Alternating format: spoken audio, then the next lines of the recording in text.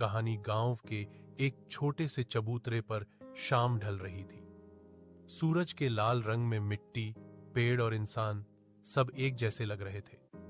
उसी चबूतरे पर बैठा था राघव, एक 20 साल का नौजवान जिसके दिमाग में एक सवाल बार बार घूम रहा था। उसने अपने दादाजी से पूछा, दादाजी, इंसान तो सब एक जैसे पैदा होते हैं, फिर ये जाति, ऊंची, नीची, छोटी, बड़ी कहां से आ गई? दादाजी ने गहरी सांस ली। उनकी आंखों में सिर्फ बुढ़ापा नहीं, सदियों का दर्द था। बेटा, दादाजी बोले, ये सवाल तुमने आज पूछा है, इसका जवाब हजारों साल पुराना है। शुरुआत जब जाति नहीं, सिर्फ काम था। दादाजी बोलना शुरू करते हैं। बहुत पहले जब इंसान जंगलों से निकलकर गांव बसाने लगा, तब जाति नाम की कोई चीज नहीं थी। उस वक्त सिर्फ काम होते थे। कोई खेती करता था, कोई शिकार, कोई लोहे का काम, कोई पढ़ाता, सीखता, कोई गाने बजाने में माहिर होता। लोग अपनी क्षमता और रुचि के हिसाब से काम चुनते थे। किसी का काम बड़ा या छोटा नहीं माना जाता था। इंसान को पहचाना जाता था उसके काम और चरित्र। लोग अपनी क्षमता और रुचि के हिसाब से काम चुनते थे। किसी का काम बड़ा या छोटा नहीं माना जाता था। इंसान को पहचाना जाता था उसके काम और चरित्र से, न कि जन्म से। वर्ण सिस्टम गलत समझा गया। सच, दादाजी ने आगे कहा, समय के साथ एक व्यवस्था बनी जिसे वर्ण सिस्टम कहा गया। पर बेटा, असली वर्ण सिस्टम जाति नहीं था। वर्ण के 4 रूप थे: ज्ञान और शिक्षा देने वाले रक्षा और शासन संभालने वाले, व्यापार और खेती करने वाले सेवा और कला का काम करने वाले। पर यह सब जन्म से नहीं, काम और गुण से तय होता था। अगर किसी किसान का बेटा पढ़ना चाहे तो वो ज्ञानी बन सकता था। अगर किसी पंडित का बेटा युद्ध में माहिर हो तो वो रक्षक बन सकता था। ये व्यवस्था लचीली, फ्लेक्सिबल थी, बंधी हुई नहीं। गलती कहां हुई? राघव ध्यान से सुन रहा था। दादाजी बोले, गलती तब हुई जब ताकत और लालच ने जन्म लिया। कुछ लोगों ने कहा, ज्ञान केवल हमारा अधिकार है, राज सिर्फ हम करेंगे, तुम पैदा ही इस काम के लिए हुए हो। धीरे धीरे काम जन्म से जुड़ने लगे, ज्ञान पर कब्जा होने लगा। धर्म का गलत मतलब सिखाया गया और यहीं से जाति व्यवस्था ने जन्म लिया। धर्म का सहारा, पर सच नहीं। दादाजी थोड़ा रुक कर बोले, बेटा, सबसे दर्दनाक बात यह थी कि इस ना इंसाफी को धर्म का नाम दे दिया गया। कुछ लोगों ने श्लोकों को अपने फायदे के लिए तोड़ मरोड़ कर पेश किया। जो लिखा गया उसे भी समय के साथ बदला गया और जो सवाल करता उसे चुप करवा दिया गया।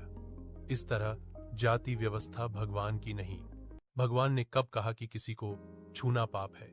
भगवान ने कब कहा कि किसी को नीच पैदा होना चाहिए? विदेशी आक्रमण और जाति का पक्का होना। दादाजी ने कहा, जब विदेशी शासक आए तो उन्होंने इस व्यवस्था को और मजबूत कर दिया।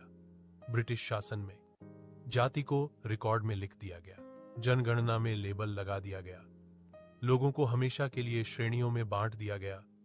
जो चीज पहले धीरे धीरे बदल सकती थी, वो पत्थर की लकीर बन गई। जाति का सबसे बड़ा नुकसान? राघव पूछता है। पर दादाजी, सबसे बड़ा नुकसान क्या हुआ? दादाजी की आवाज भर्रा गई। इंसान इंसान से दूर हो गया बेटा। गरीबी बनी रही, शिक्षा रुक गई, प्रतिभा दब गई, देश टूट टूट कर कमोर होता गया। एक मजदूर का बेटा सिर्फ मजदूर ही बना रहा, चाहे उसमें आइंस्टीन जैसी बुद्धि हो। एक सफाई कर्मचारी का बेटा सिर्फ जाति के कारण सपने देखने से भी डरता रहा।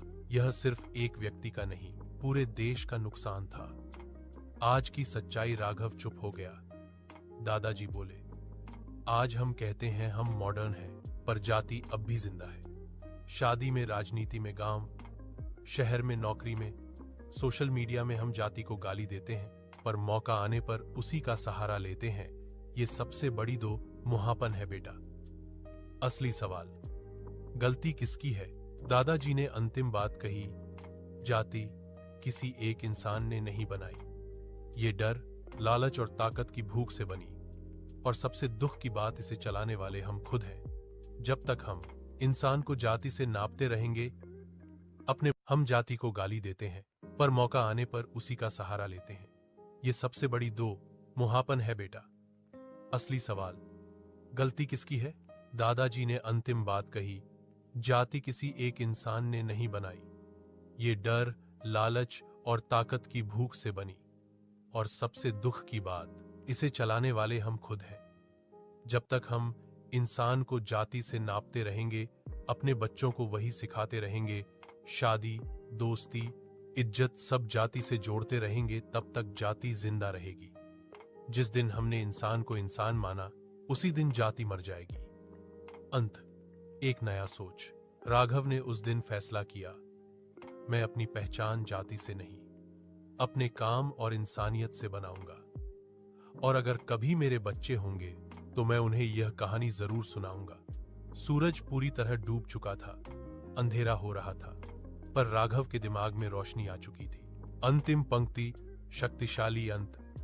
जाति जन्म से नहीं होती, जाति सोच से बनती है और सोच बदल सकती है।